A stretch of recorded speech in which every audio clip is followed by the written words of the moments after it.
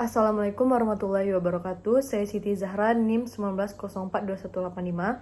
Pada pertemuan 13, kali ini saya akan membahas materi mengenai jenis-jenis intervensi dalam pengembangan organisasi.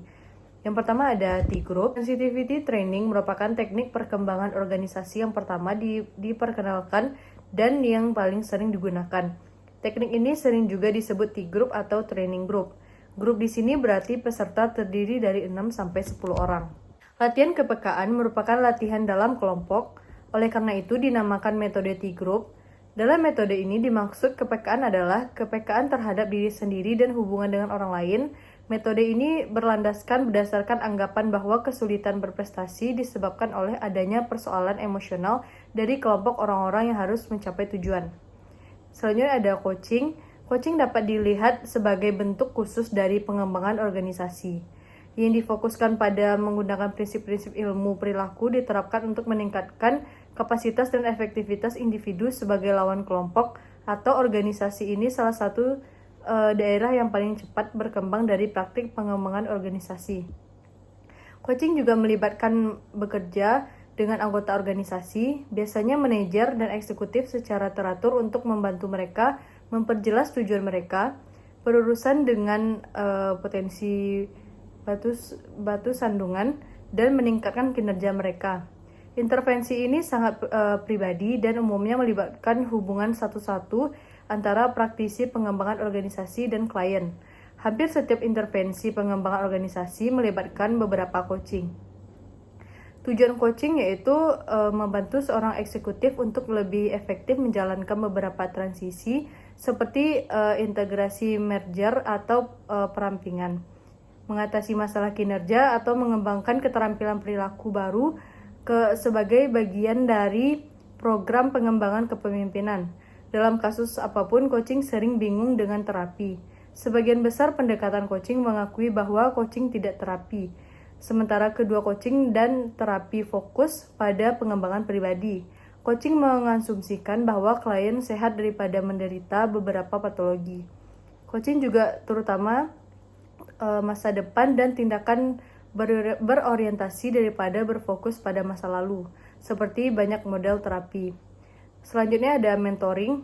Mentoring adalah suatu hubungan yang berlandaskan kepercayaan berstruktur yang melibatkan peserta. Dalam proses kegiatan ini dilakukan pembimbing dan dukungan yang bertujuan untuk mengembangkan kompetensi dan karakter. Proses kegiatan ini melibatkan suatu orang yang memiliki keahlian dan pengetahuan yang disebut dengan mentor. Seorang mentor biasanya adalah seseorang yang memang sudah berpengalaman di bidangnya sehingga bisa menuntun, memberikan tips dan saran. Jenis-jenis mentoring yaitu ada mentoring jarak jauh. Jenis kegiatan mentoring yang pertama ini merupakan kegiatan yang memanfaatkan kemajuan teknologi sehingga kegiatan ini mampu dilakukan dengan jarak jauh.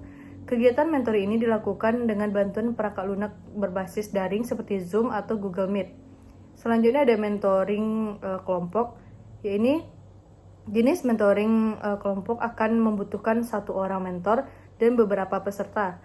Peserta bisa dibagi lagi menjadi dua kelompok, yaitu action learning dan komunitas praktis.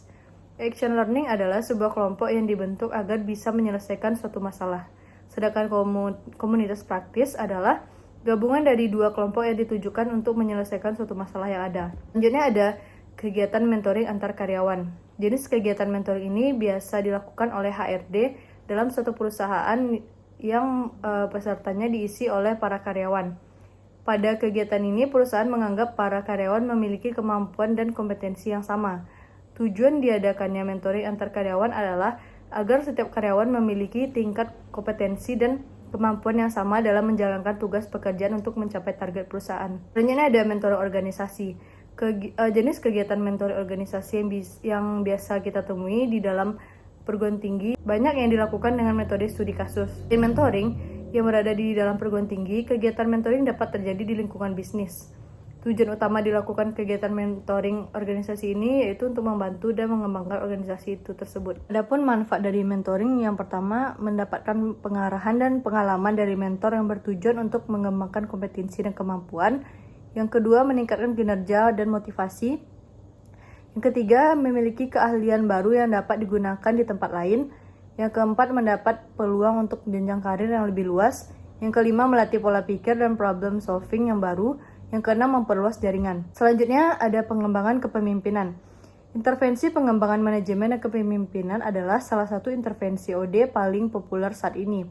Bertujuan untuk meningkatkan kemampuan organisasi untuk mengembangkan dan mempertahankan tenaga kerja yang berharga. Intervensi program pengembangan manajemen dan kepemimpinan membangun keterampilan kepemimpinan seiring berjalannya dengan seperangkat kompetensi telah ditentukan.